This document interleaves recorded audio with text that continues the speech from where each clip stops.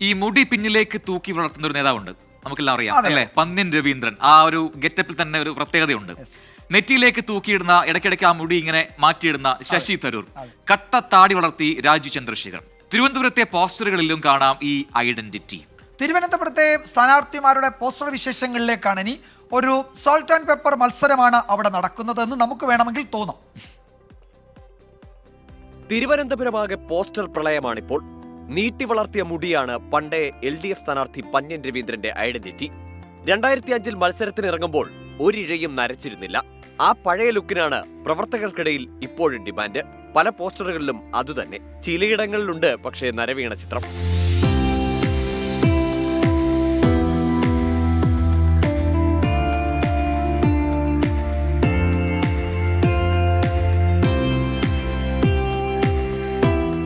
നെറ്റിയിലെ കൽപ്പം ചരിച്ചിട്ട മുടിയാണ് UDF സ്ഥാനാർത്ഥി ശശി തരൂരിന്റെ സ്റ്റൈൽ.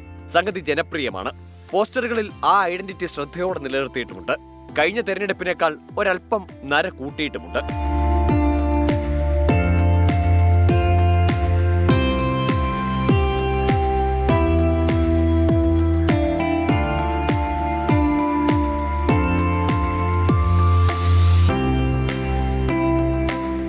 NDA സ്ഥാനാർത്ഥി രാജു ചന്ദ്രശേഖറും ഇപ്പോൾ കുറച്ചധികം നരച്ചിട്ടുണ്ട്. പക്ഷെ പല പോസ്റ്ററുകളിലും കറുത്ത താടിയും കറുത്ത മുടിയുമുള്ള സ്ഥാനാർത്ഥി. തിരുവനന്തപുരത്തിന്റെ സ്വന്തം രാജീവ് എന്നാണ് വിശേഷണം. വോട്ടർമാരെ ആകർഷിക്കാൻ രാജീവ് എന്ന ചുരുക്കപ്പേരാണ് നല്ലതെന്ന് BJP ക്യാമ്പിലെ വിലയിരുത്തൽ.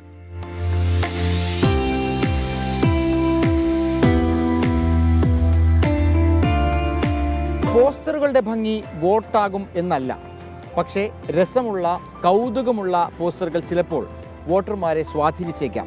അങ്ങനെ സ്വാധീനിച്ചാൽ അത് വോട്ടാക്കി മാറ്റാം എന്നുള്ള പ്രതീക്ഷയിലാണ് മുന്നണികൾ. അഖിൽ ഷാ അൻസാർ, 24 തിരുവനന്തപുരം.